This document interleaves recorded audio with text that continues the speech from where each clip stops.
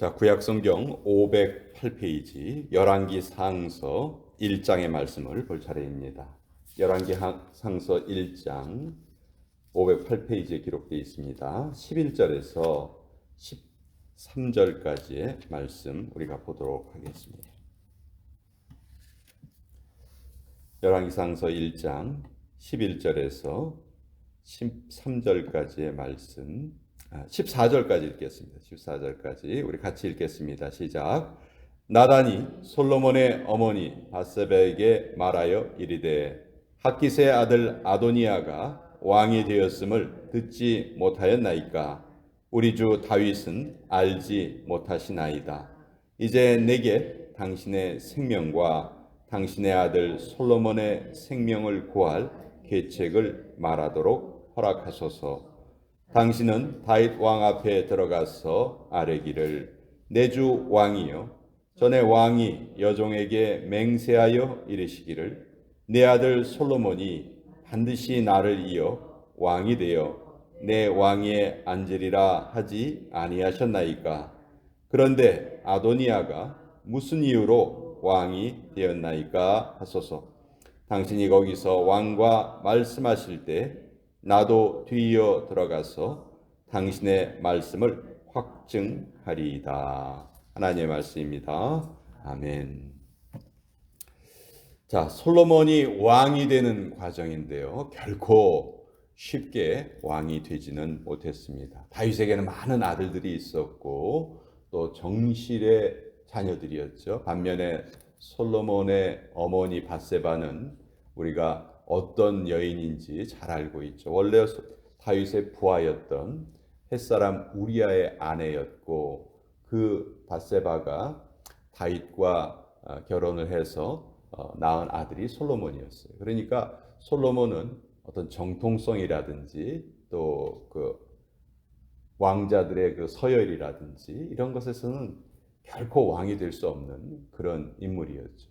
그렇지만 다윗은 이 밧세바와 지은 죄를 하나님과 깊은 고백을 통해서 그것을 용서를 받는데 그때 하나님께 솔로몬이 너의 뒤를 이어서 왕이 될 것이다 하는 그런 하나님의 약속을 받습니다. 그리고 그것을 밧세바에게도 분명히 말을 해서 약속을 했어요. 그런데 지금 열왕기상 1장 앞부분에 보면 어떤 이야기가 나오냐면 아도니아라는 아들이 이제 반역을 일으킵니다. 다윗의 아들 중에서 반역을 일으킨 아들이 둘이 있어요. 첫째는 우리가 잘 아는 압살롬이에요. 압살롬이 반역을 일으키고 그것이 진압이 됐어요.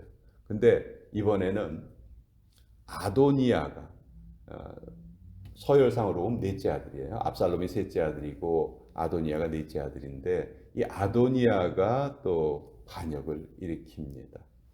그러니까 이 밧세바와의 저지른 그 잘못이 그 죄가 다윗의 그 생명을 하나님께서 거두어가진 않으셨지만 계속해서 그 가문의 비극으로 남게 돼요.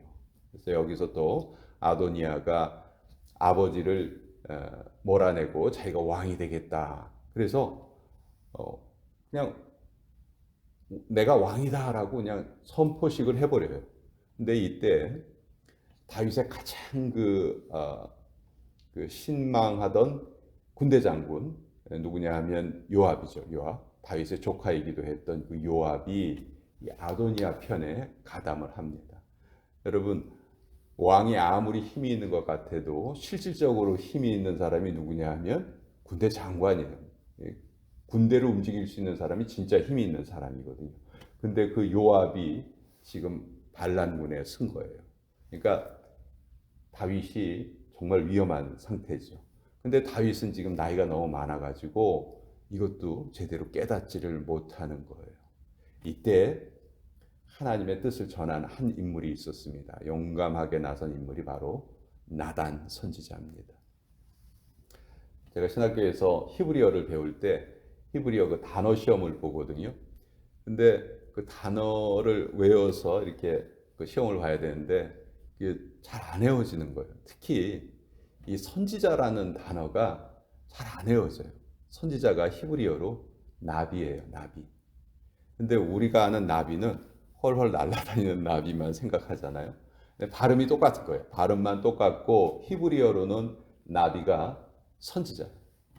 근데 이 단어 시험을 보면 자꾸 이게 잘 생각이 안 나서 틀려요. 이게 어떻게 하면 이걸 잘 외울 수 있을까? 그러다가 갑자기 권투 선수 알리의 말이 생각이 났어요. 알리가 뭐라고 했냐면 나비처럼 날아서 벌처럼 쏜다. 뭐 그렇게 얘기했었거든요. 그래서 선지자는 평소에는 나비처럼 온순하다가도 결정적인 순간이 오면 벌이 벌침을 놓듯이 아주 강력하게 말하는 존재다. 네.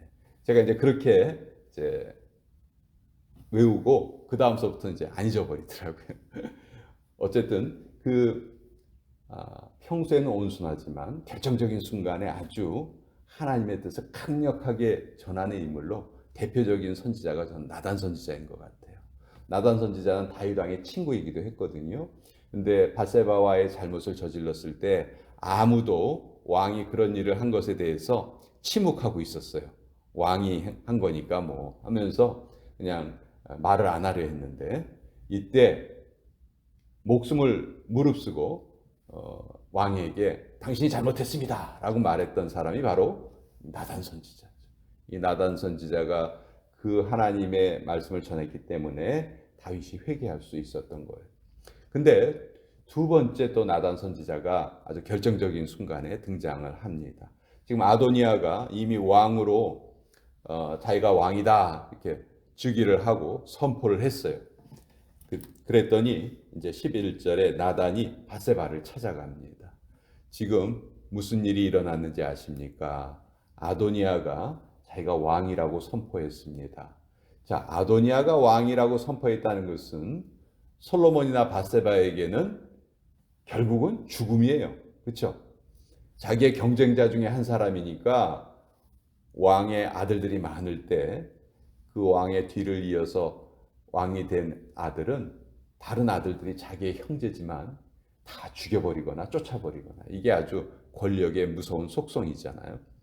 그러니까 바세바를 찾아가서 지금 큰일 났습니다. 이러고 있다가는 당신도 죽고 솔로몬도 죽을 것입니다.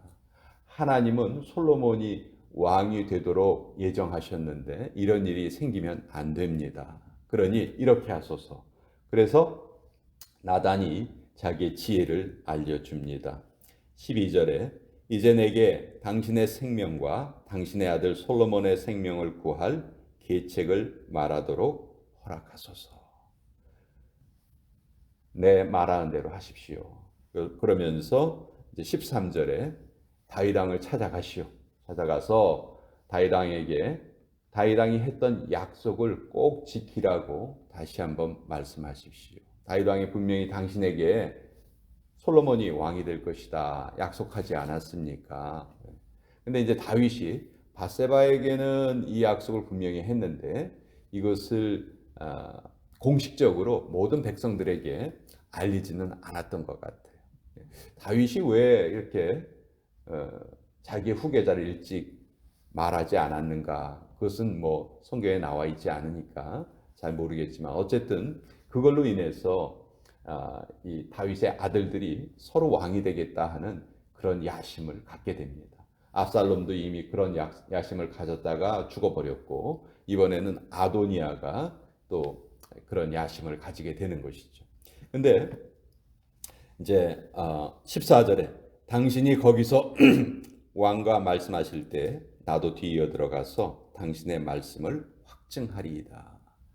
자, 바세바가 그런 말을 할 때 나단이 그 말을 옆에서 확증하고 당신 다윗 왕이 이 말씀을 하셨다는 것을 꼭 지키시기 바랍니다. 나도 옆에서 돕겠습니다. 이렇게 말을 해준 거예요. 그래서 이제 바세바가 다윗을 찾아가서 다윗에게 이 말을 하니까 다윗이 그제서야 솔로몬을 왕으로 선포를 합니다. 자, 그러니까 같은 날 두 명의 왕이 동시에 내가 왕이다 선포가 된 거예요.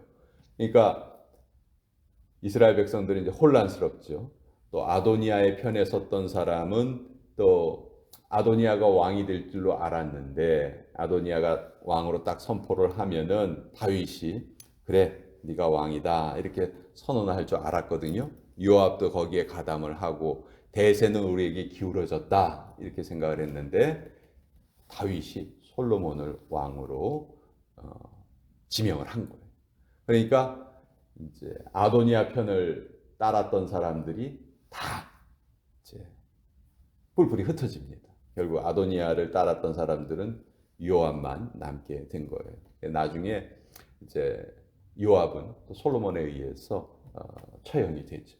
그래서 다윗의 뒤를 이어서 솔로몬이 왕이 되는 과정이 이렇게 진행이 되는데 여기에서 이제 나단 선지자의 역할을 우리가 다시 한번 좀 생각해 볼 필요가 있어요. 나단은 어떻게 보면 다윗 가문 전체를 다 살렸어요. 다윗도 살린 거예요. 나단이 그 죄를 지적하지 않았다면 다윗은 아마 그 죄를 계속 품고 그냥 알지 않고 다른 사람들에게 그렇게 지내려고 했을 거예요. 죄의 결과는 사망이거든요. 하나님은 그 죄를 그냥 용서하실 수가 없죠. 근데 나단 선지자가 정말 당시에 왕에게 그런 왕의 잘못을 지적한다는 것은 목숨을 내거는 일인데 그 일을 나단 선지자가 했다. 그래서 다윗을 영적으로 살려낸 인물. 또 두 번째는 다윗의 아들 아도니아가 왕이 되어서 하나님의 뜻이 이루어지지 않는 것을 나단 선지자가 또 막은 거예요. 또 어떻게 보면 솔로몬과 밧세바의 생명을 구했던 인물이 또 나단 선지자죠. 자, 이런 일들은 결코 쉽게 할 수 있는 일들은 아닙니다. 결정적인 순간에 자기의 목숨을 내걸 수 있는 그 유일한 근거는 사실은 믿음인 것 같아요. 믿음. 우리가 믿는 그 믿음에 대한 확신, 하나님의 말씀에 대한 확신이 있어야지만 우리가 말을 해야 할 순간에 말을 할 수 있고 침묵해야 할 순간에 침묵할 수가 있습니다. 그렇지 않으면 그 반대가 되기가 쉬워요. 그냥 내 생각대로 내 유익에 맞게 그렇게 처신하는 경우가 많죠. 이때 나단이 자기 일시상의 안위만 추구했다면 굳이 이런 말 할 필요 없어요. 그렇죠? 만약 아도니아가 진짜 왕이 되면 나단을 어떻게 했을까요? 당장 나단을 처형을 했겠죠. 그렇지만 나단 선지자는 하나님의 뜻은 다윗을 뒤이어서 솔로몬이 왕이 되는 것이 하나님의 뜻이다라는 것에 대한 확신이 있었기 때문에 결정적인 순간에 자기의 목숨을 내던질 수 있었다. 그래서 나단 선지자가 오늘 했던 이 행동 정말 민첩하게 움직여야 할 때 민첩하게 그리고 또 아주 지혜롭게 밧세바가 해야 할 일을 잘 설명을 해주고 그래서 결국 솔로몬으로 왕위가 이어지게 했다. 언약의 하나님은 반드시 약속을 성취하시는 분이시죠. 또 우리도 마찬가지입니다. 우리가 함께 모여서 신앙생활을 하지만 이 교회를 이루는 교회의 근본은 인간들의 연합이 아니에요. 분명히 예수님께서 내가 내 교회를 세우겠다. 너의 신앙 고백 위에 내가 내 교회를 세우겠다. 이렇게 약속하셨기 때문에 이 교회를 세워가시는 분은 사실은 우리 눈에 보이는 것은 인간이지만 눈에 보이지 않는 하나님의 은혜와 하나님의 능력이 이 교회를 세워가시는 원동력이다 하는 것을 우리가 다시 한번 또 깨닫게 되는 것이죠. 자, 오늘 나단 선지자 이야기 한번 같이 또 나누어 보았습니다.